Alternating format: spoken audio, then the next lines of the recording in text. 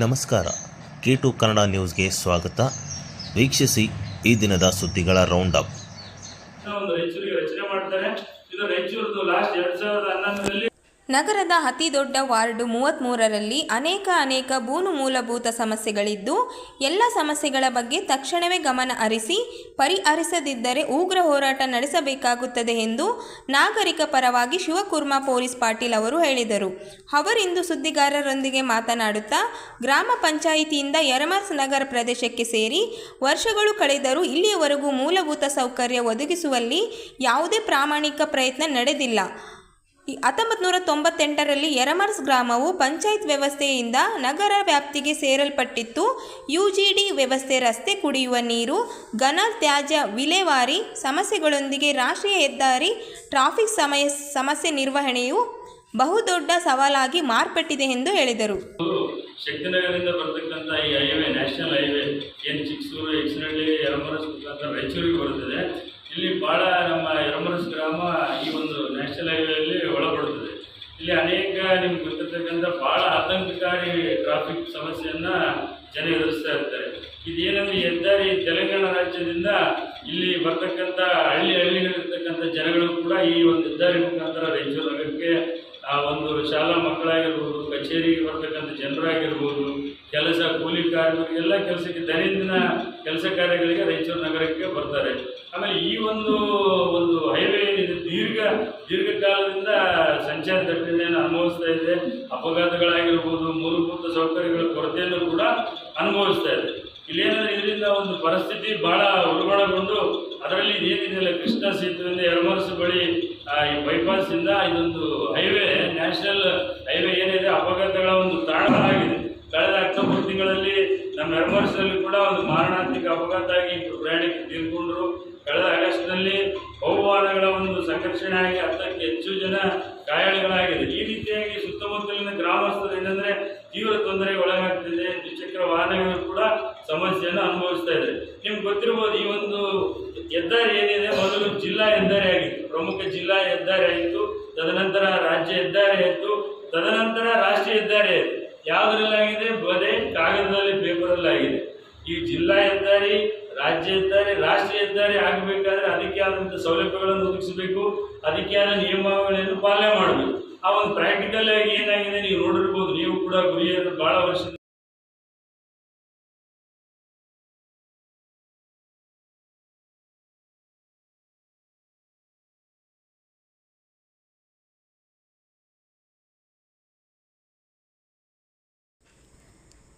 Doctor B R. Ambedkar ಅವರಿಗೆ ಅಪಮಾನ ಮಾಡಿದ ಕೇಂದ್ರ ಗೃಹ ಸಚಿವ ಅಮಿತ್ ಶಾ ಅವರನ್ನು ಸಚಿವ ಸ್ಥಾನದಿಂದ ವಜಾಗೊಳಿಸಿ ಕಾನೂನು ಕ್ರಮ ಜರುಗಿಸಬೇಕು ಎಂದು ಕರ್ನಾಟಕ ದಲಿತ ಸಂಘರ್ಷ ಸಮಿತಿ ಹಾಗೂ ರಾಯಚೂರು ಸ್ಲಂ ನಿವಾಸಿಗಳ ಕ್ರಿಯಾ ವೇದಿಕೆ ವತಿಯಿಂದ ಡಿಸಿ ಕಚೇರಿ ಎದುರು ಪ್ರತಿಭಟನೆ ನಡೆಸಿ ಮನವಿ ಸಲ್ಲಿಸಿದರು.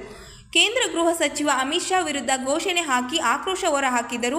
ಚಳಿಗಾಲದ ಸಂಸತ್ ಅಧಿವೇಶನದಲ್ಲಿ 2 ದಿನ ಸಂವಿಧಾನದ ಮತ್ತು ಅಂಬೇಡ್ಕರ್ ಅವರ ಬಗ್ಗೆ ಚರ್ಚೆ ಮಾಡಲು ಅವಕಾಶ ನೀಡಿದ್ದು, ಆ ಸಂದರ್ಭದಲ್ಲಿ ಕೇಂದ್ರ ಗೃಹ ಸಚಿವ ಅಮಿತ್ ಶಾ ಅವರು ಅಂಬೇಡ್ಕರ್ ಎನ್ನುವುದು ಈಗ ಫ್ಯಾಷನ್ ಆಗಿಬಿಟ್ಟಿದೆ, ಆ ಹೆಸರು ಬದಲಿಗೆ ದೇವರ ಹೆಸರು ಜಪಿಸಿದರೆ 7 ಜನ್ಮದಲ್ಲಿ ಸ್ವರ್ಗ ಸಿಗುತ್ತಿತ್ತು ಎಂದು ಹೇಳಿ ಸಂವಿಧಾನ ಶಿಲ್ಪಿ, ಭಾರತ ರತ್ನ ಡಾಕ್ಟರ್ ಬಿ.ಆರ್. ಅಂಬೇಡ್ಕರ್ ಅವರಿಗೆ ಹಾಗೂ ದೇಶದ ಜನರ ಭಾವನೆಗಳಿಗೆ ಧಕ್ಕೆ ತರುವಂತಹ ಪ್ರಚೋದನಕಾರಿ ಹೇಳಿಕೆ ನೀಡಿದ್ದನ್ನು ಖಂಡಿಸಿದರು. ಭಾವನೆಗಳಿಗೆ ಧಕ್ಕೆ ತರುವಂತಹ ಹೇಳಿಕೆ ನೀಡಿರುವುದನ್ನು ಉಗ್ರವಾಗಿ ಖಂಡಿಸುತ್ತಿದ್ದೇವೆ. Doctor B R. ಅಂಬೇಡ್ಕರ್ ಬಗ್ಗೆ ಅಗ್ರ ಹೇಳಿಕೆ ನೀಡಿದ ಸಚಿವ ಅಮಿತ್ ಶಾ ವಿರುದ್ಧ ಕ್ರಮಕ್ಕೆ ಆಗ್ರಹಿಸಿದ್ದಾರೆ. ಅಂಬೇಡ್ಕರ್ ಅವರು ಸಂವಿಧಾನ ಶಿಲ್ಪಿ, ಜ್ಞಾನವಾದ ಖನಿಜವಾಗಿದ್ದಾರೆ. ಅವರನ್ನು ಈ ಜಗತ್ತೇ ಗೌರವಿಸುತ್ತದೆ. ಆದರೆ ಅಮಿತ್ ಶಾ ಅವರು ಬೇರೆ ಅಂಬೇಡ್ಕರ್ ಎನ್ನುವ ಬದಲಾಗಿ ದೇವರ ಹೆಸರು ಸ್ಮರಣೆ ಮಾಡಿದರೆ 7 ಜನ್ಮದ ಪುಣ್ಯ ಬರುತ್ತದಂತೆ ಎನ್ನುವ ಮೂಲಕ ಕಂಪ್ಯೂಟರ್ ಯುಗದಲ್ಲೂ ಜನರನ್ನು ಮೌಢ್ಯದ ಕಾಲಕ್ಕೆ ಕರೆದುಕೊಂಡು ಹೋಗುವುದಲ್ಲದೆ ಅಂಬೇಡ್ಕರ್ ಅವರನ್ನು ಅವಗಾಹನದಲ್ಲಿ ಸಹ ಮಾತನಾಡಿದ್ದಾರೆ. ಇದರಿಂದ ನೈತಿಕ ಹೊಣೆ ಹೊತ್ತು ಅಮಿತ್ ಶಾ ತಮ್ಮ ಸ್ಥಾನಕ್ಕೆ ರಾಜೀನಾಮೆ ನೀಡಬೇಕು. ಇಲ್ಲವಾದಲ್ಲಿ ನಮ್ಮ ಮಿತ್ರ ಸಂಘಟನೆಗಳೊಂದಿಗೆ ರಾಜ್ಯಾದ್ಯಂತ ಉಗ್ರರನ್ನು ಸಂಸದರ ಸ್ಥಾನದಿಂದ ವಜಾಗೊಳಿಸಬೇಕೆಂದು ಹನುಮಂತು ಇವರುಗಳು ರಾಷ್ಟ್ರಪತಿಗಳಿಗೆ ಒತ್ತಾಯಿಸಿದ್ದಾರೆ. ಅಂಬೇಡ್ಕರ್ ಅವರ ಬಗ್ಗೆ ಅವಮಾನಕರವಾಗಿ ಮಾತನಾಡಿ ಅವರನ್ನು ಭಾರತದ ಪ್ರಧಾನಮಂತ್ರಿಗಳು ಸೇರಿದಂತೆ ಕೇಂದ್ರ ಸಚಿವ ಸಂಪುಟ ಬೆಂಬಲಿಸಿರುವುದು ಖಂಡನೀಯವಾಗಿದೆ. ಸಂವಿಧಾನ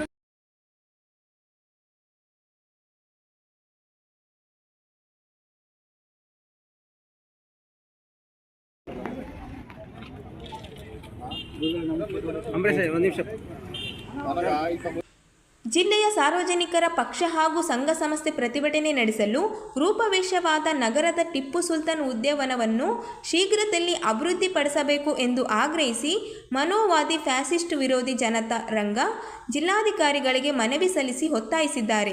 ಜಿಲ್ಲಾಡಳಿತ ಕಚೇರಿ ಬೇರೆ ಕಡೆ ಸ್ಥಳಾಂತರ ಆಗುವ ಸಾಧ್ಯತೆ ಇದ್ದು, ನೂತನ ಜಿಲ್ಲಾಧಿಕಾರಿ ಕಚೇರಿ ಮುಂದೆ ಸಾರ್ವಜನಿಕ ಪ್ರದರ್ಶನ, ಪ್ರತಿಭಟನೆ, ಸತ್ಯಾಗ್ರಹ ಮುಂತಾದ ಪ್ರಜಾಸತ್ತಾತ್ಮಕ ಚಟುವಟಿಕೆಗೆ ಅಲ್ಲಿ ಸ್ಥಳ ಲಭ್ಯವಿರುವುದಿಲ್ಲ. ಅಲ್ಲದೆ ಸದರಿ ಕಚೇರಿ ಅಕ್ಕಪಕ್ಕದಲ್ಲಿ ಅನ್ನ, ನೀರು, ಔಷಧ ಮುಂತಾದ ಯಾವ ಅನುಕೂಲಗಳು ಇರುವುದಿಲ್ಲ ಎಂದು ದೂರಿದರು. ಬೆಂಗಳೂರು ಫ್ರೀಡಂ ಪಾರ್ಕ್ನ ಮಾದರಿಯಲ್ಲಿ ರಾಯಚೂರು ಟಿಪ್ಪು ಸುಲ್ತಾನ್ ಗಾರ್ಡನ್ ಅಭಿವೃದ್ಧಿಗೆ ಆಡಳಿತ ಮುಂದಾಗಬೇಕು ಎಂದು ಹೇಳಿದರು. ಅಲ್ಲಿ ಶಿಫ್ಟ್ ಮಾಡೋದಾದ್ರೆ ಅಲ್ಲಿ ನಮಗೆ ಹೋರಾಟಗಾರರಿಗೆ ಜಾಗನ ಅನುಕೂಲ ಮಾಡಿಕೊಡ್ಲಿಕ್ಕೆ ಮುಂದಾಗಬೇಕು. ಜಾಗದ ಜೊತೆ ಅಲ್ಲಿ ನಾಗರಿಕ ಸೌಲಭ್ಯಗಳಿದಾವೆ, ನೀರು, ಶೌಚಾಲಯ ಅದೆಲ್ಲ ಅಟ್ಲೀಸ್ಟ್ ಡೆವಲಪ್ ಮಾಡ್ಬೇಕಲ್ಲ. ಈಗ ಸುಮಾರು ಒಂದೊಂದು ಕೋಟಿ ರೂಪಾಯಿ ನೀರಿನಾಗ ಹಾಕಿ ಬಿಲ್ ಹಾಕ್ತಾರ, ಹೌದಲ್ವಾ? ಹೋರಾಟಗಾರರಿಗೆ ಅದು ಮಾಡ್ಲಿಕ್ಕೆ ನೀವೆಲ್ಲರೂ ಜಿಲ್ಲಾಡಳಿತ ಮುಂದಾಗಬೇಕು.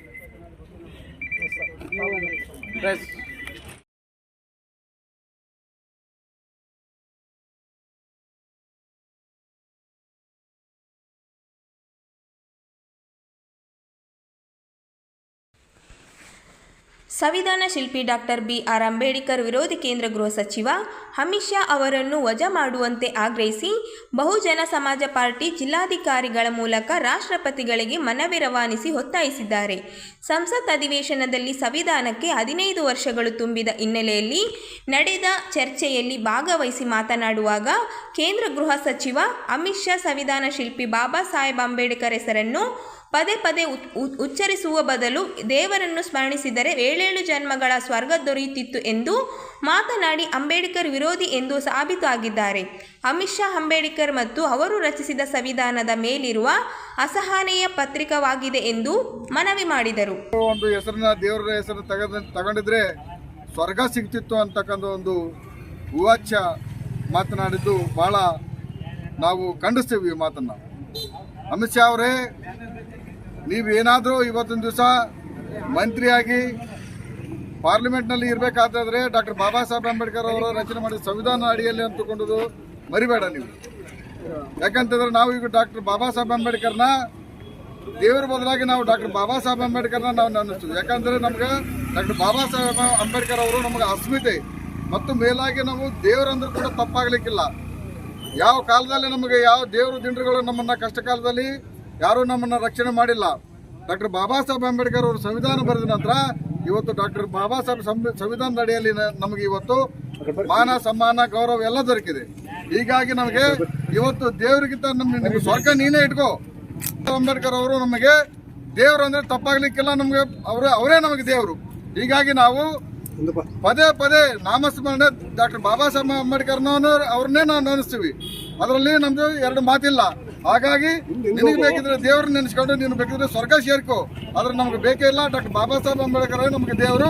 ಹೀಗಾಗಿ ಸ್ವರ್ಗ ನರಕ ನಿಂತಲೇ ಇರಲಿ, ನಮಗೆ ಡಾಕ್ಟರ್ ಬಾಬಾ ಸಾಹೇಬ್ ಅಂಬೇಡ್ಕರ್ ಅವರೇ ನಮಗೆ ದೇವರು ಅಂತ ಈ ಸಂದರ್ಭದಲ್ಲಿ ನಾವು ಹೇಳ್ತೀವಿ. ಹಾಗಾಗಿ ಈ ಹೋರಾಟ ಮಾಡೋ ಮುಖಾಂತರ ಒಂದು ಜಿಲ್ಲಾಧಿಕಾರಿಗಳ ಮುಖಾಂತರ ನಾವು ಪತ್ರ ಸಲ್ಲಿಸ್ತೀವಿ. ಅಮಿತ್ ಶಾ ಅವರನ್ನು ವಜಾ ಮಾಡಲು ಆಗ್ರಹಿಸಿ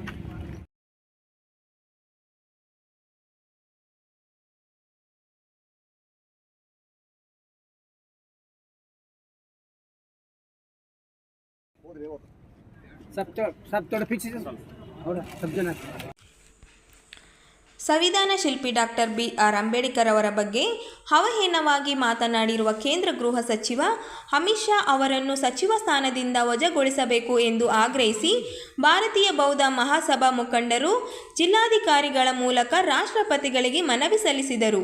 ರಾಜ್ಯಸಭೆಯಲ್ಲಿ ಕೇಂದ್ರ ಗೃಹ ಸಚಿವ ಅಮಿತ್ ಶಾ ಅವರು ಸಂವಿಧಾನದ ಮೇಲೆ ನಡೆದ ಚರ್ಚೆಯಲ್ಲಿ ಮಾತನಾಡುವ ವೇಳೆ ಸಂವಿಧಾನ ಶಿಲ್ಪಿಗೆ ಅವಮಾನವಾಗುವ ರೀತಿಯಲ್ಲಿ ಹೇಳಿಕೆ ನೀಡಿರುವುದನ್ನು ಖಂಡಿಸಿದರು. ಅಮಿತ್ ಶಾ ಹೇಳಿಕೆಯಿಂದ ಬಹುಸಂಖ್ಯಾತ ಅಂಬೇಡ್ಕರದ ಅಭಿಮಾನಿಗಳಿಗೆ ನೋವುಂಟಾಗಿದೆ. ಕೂಡಲೇ ದೇಶದ ಜನರ ಕ್ಷೇಮ ಯೋಚಿಸಬೇಕು ಮತ್ತು ಸಚಿವ ಸಂಪುಟದಿಂದ ವಜಾಗೊಳಿಸಬೇಕು ಎಂದು ಆಗ್ರಹಿಸಿದರು. Ambedkar across the world. Therefore, you are requested to seek an apology immediately from Home Minister Amit Shah and remove him from your cabinet. Otherwise, billions of followers Millions of followers of Dr. Babasaheb Ambedkar across the world come on roads to protest against Amit Shah and boycott him world over.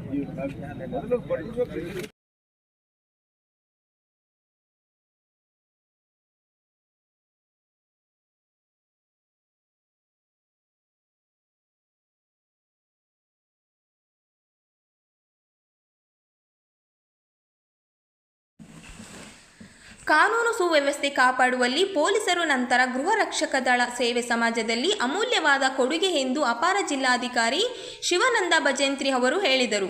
ಅವರಿಂದು ನಗರದ ಕನ್ನಡ ಭವನದಲ್ಲಿ ಜಿಲ್ಲಾ ಗೃಹ ರಕ್ಷಕ ದಳ ನೇತೃತ್ವದಲ್ಲಿ ನಡೆದ ಅಖಿಲ ಭಾರತ ಗೃಹ ರಕ್ಷಕ ದಳ ವಾರ್ಷಿಕ ದಿನಾಚರಣೆ ಕಾರ್ಯಕ್ರಮ ಉದ್ಘಾಟನೆ ನೆರವೇರಿಸಿ ಮಾತನಾಡಿದರು.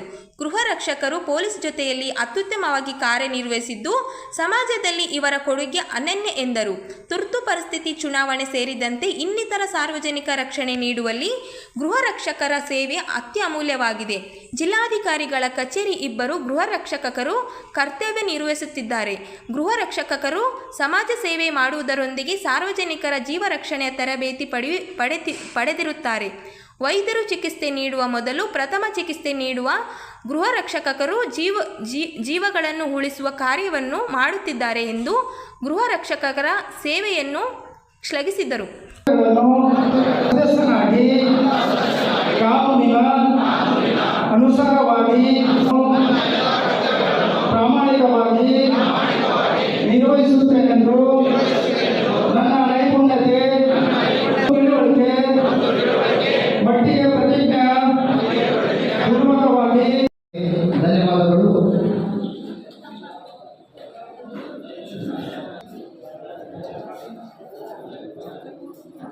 ನಂತರ ಜಿಲ್ಲಾ ಗೃಹ ರಕ್ಷಕ ದಳ ಇವರು ನಡೆಸಿಕೊಡಬೇಕಾಗಿ ವಿನಂತಿಸಿಕೊಳ್ತಾ ಇದ್ದೇವೆ. ಜಿಲ್ಲಾ ಗೃಹ ರಕ್ಷಕ ದಳ ರಾಜ್ಯದ ಚುನಾವಣೆಯನ್ನು ಹಮ್ಮಿಕೊಳ್ಳಿ ವಂದಿಸುತ್ತಾ ಅಖಿಲ ಭಾರತ ಗೃಹ ರಕ್ಷಕ ದಳ ದಿನಾಚರಣೆ ಬ್ರಿಟಿಷ್ ಯುನೈಟೆಡ್ ಕಿಂಗ್ಡಮ್ನಲ್ಲಿ ಲೋಕಲ್ ಡಿಫೆನ್ಸ್ ವಾಲಂಟರಿ ಅಂತ ಅವರು ಗುಂಗಾಟನ್ನು ಮರುನಾಮಕರಣ ಮಾಡಿದರು. 1945ರಲ್ಲಿ ಎರಡನೇ ಮಹಾಯುದ್ಧದ ಸಂದರ್ಭದಲ್ಲಿ ಸರಳೀಕೃತವಾಗಿ ಕಾರ್ಯರೂಪಕ್ಕೆ ಬಂದ ಸಂಸ್ಥೆಯ ಗೃಹ ರಕ್ಷಕ ದಳ. ಭಾರತದಲ್ಲಿ ಗೃಹ ರಕ್ಷಕ ದಳವು ಆ ನಂತರ ಮೈಸೂರು ಪ್ರಾಂತ್ಯದಲ್ಲಿ 1960ರಲ್ಲಿ ಪ್ರಾರಂಭಗೊಂಡಿತು. 1962ರಲ್ಲಿ ಗೃಹ